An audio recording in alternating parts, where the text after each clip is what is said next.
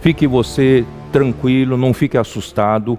Tudo isso já estava previsto na palavra do Senhor. Por isso eu disse, o Senhor nos preparou, especialmente nesses últimos 3 anos, nos fortaleceu, Ele nos deu uma direção, Ele nos colocou, né, com clareza a direção da nuvem que todos devemos seguir.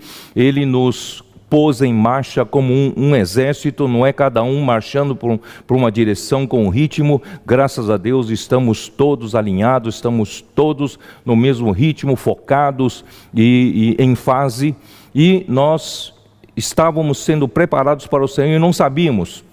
E agora chegou esse momento. Esse momento é um momento, irmãos, do início do fim. Nós estamos indo, né, para o início. Eu, na última hora, um pouquinho antes de vir aqui para falar com vocês, o Senhor me deu o sentimento de alertar vocês ainda sobre Mateus 24. O que vocês acham? Vou falar um pouco, né, rapidamente. Então, ali no capítulo 24, no versículo 3 ainda, os discípulos se acercaram no Monte das Oliveiras a Jesus e perguntaram a ele: que sinal haverá da tua vinda e da consumação do século? Então Jesus começou a falar no versículo 6, e certamente ouvireis falar de guerras e rumores de guerras, vede, não vos assusteis. Irmãos, isso é importante, não nos assustemos, porque nós sabemos as coisas que vão vir, e talvez o povo não saiba, as pessoas não saibam, mas nós conhecemos a Bíblia, nós sabemos que essas coisas terão de vir. Se não é na nossa geração, vai vir nas gerações futuras, vindouras, mas nós oramos assim, nós que pedimos para o Senhor que seja na nossa geração, porque nós queremos ser arrebatados vivos para encontrar-nos com o Senhor, né, lá nos ares, ou melhor, como vencedores, como o filho varão ser arrebatado até o trono de Deus. Portanto, não fiquem assustados, essas coisas vão acontecer, mas nós estamos fortalecidos. Deus está cuidando, principalmente está cuidando dos seus escolhidos. Por isso eu venho insistindo, irmãos, nessas últimas mensagens, seja você também um escolhido. Não basta apenas ser um cristão, não basta apenas ser aquele que confessou o nome de Jesus, invocou o nome de Jesus e foi salvo, né? Teve seus pecados perdoados, e nós tiveram seus pecados perdoados, mas nós precisamos avançar mais um passo. Nós precisamos consagrar nossa vida para o Senhor. Nós precisamos, como os 12 apóstolos, deixaram tudo para seguir ao Senhor. E seguir ao Senhor significa o que próprio Jesus disse em Mateus 16, versículo 24. Se alguém quer me seguir, isto é, se alguém quer vir após mim, né, tem que o quê? Tem que negue-se a si mesmo, tome a sua cruz e siga-me, né? E não amar a vida da alma, vem em seguida, e encontrará a salvação da sua alma. Portanto, nós estamos convocando você também para ser um desses escolhidos. Sendo um desses escolhidos, quando vierem essas coisas do final dos tempos, nós não precisamos nos assustar. Deus vai guardar-nos, Deus vai nos usar ainda como instrumentos para que tudo isso seja a favor do seu reino que virá. E nós queremos participar dos 1000 anos reinando juntamente com Cristo. Não vos assusteis, né? Porque é necessário assim acontecer, mas ainda não é o fim, ainda não é o fim. Porque se levantará nação contra nação, reino contra reino. Em Lucas 21 fala, né, virá epidemias nesse momento, epidemias, é o que está acontecendo, certo? E haverá fomes e terremotos em vários lugares. Porém, tudo isso é o princípio das dores, é o princípio, é o começo do fim, é o que eu disse. Então sereis atribulados e vos matarão. Sereis odiado de todas as nações por causa do meu nome. Nesse tempo muitos hão de se escandalizar, trair, odiar uns aos outros, né? Levantar-se muitos falsos profetas, enganarão a muitos, e por se multiplicar a iniquidade, o amor se esfriará de quase todos.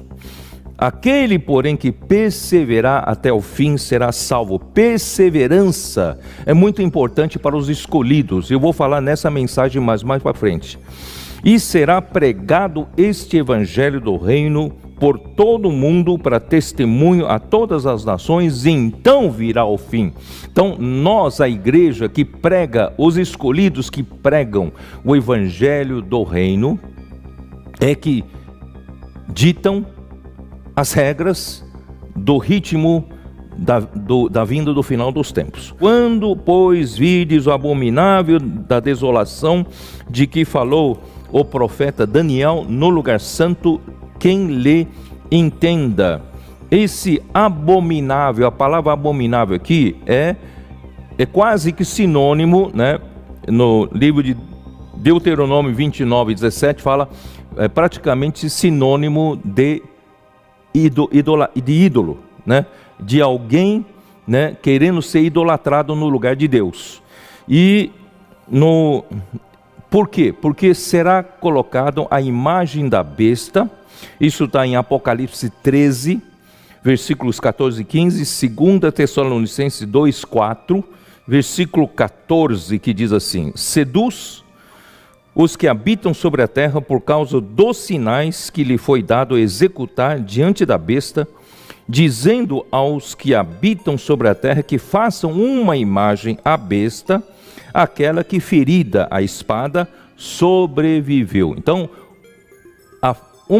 a besta, essa primeira besta que está falando é o falso profeta. Ele falará por anticristo, que é a besta que morreu e sobreviveu, né? E que foi ferido, a besta que foi ferida e sobreviveu. E lhe foi dado comunicar fôlego à imagem da besta, do anticristo, para que não só a imagem falasse, como ainda fizesse morrer quantos não adorassem a imagem da besta. Então, quando Jesus falou no versículo 15, o abominável da desolação é exatamente quando colocarem a imagem dessa besta que ainda vai falar. E quem o adorar terá então a marca da besta para poder sobreviver durante a grande tribulação. Vocês sabem que no final dos tempos os judeus serão grandemente perseguidos, porque hoje já se levanta um semitismo entre as nações. E naquele dia isso vai ser muito mais forte e as nações irão perseguir, irão lutar contra Israel, né? Então, e aqui é interessante, eu quero ler para vocês o versículo 22. Não tivessem aqueles dias sido abreviados, ninguém seria salvo, mas por causa dos escolhidos, tais dias serão abreviados. Esses escolhidos referem-se ao remanescente de Israel, que foram escolhidos pelo Senhor, eleitos pelo Senhor. Se você não sabe do que eu estou falando, vamos ler Romanos 9.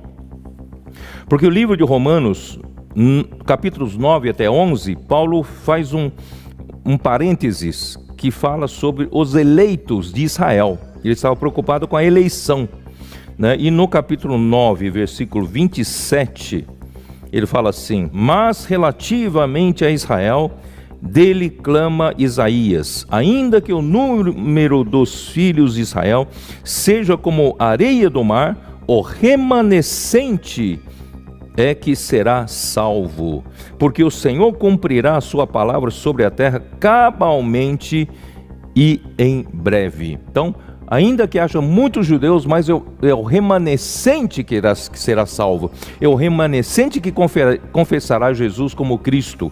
Então, são os escolhidos. Por causa desses escolhidos que Deus abreviará os dias da tribulação. E também no capítulo 11 de Romanos, versículo 5 também diz: assim, pois também agora no tempo de hoje sobrevive um remanescente segundo a eleição da graça.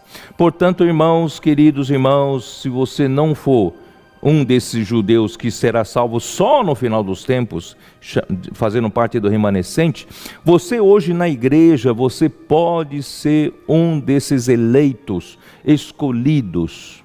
Na parábola, né, dos trabalhadores para vinha, né, ali diz que no capítulo 20 de Mateus, muitos são chamados, mas poucos os escolhidos.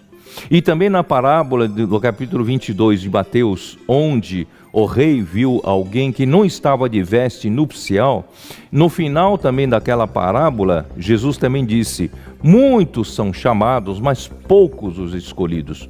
Muitos são os chamados, aqueles que receberam a salvação, eles são chamados para a salvação eterna. Eles não se perderão mais em termos de salvação eterna.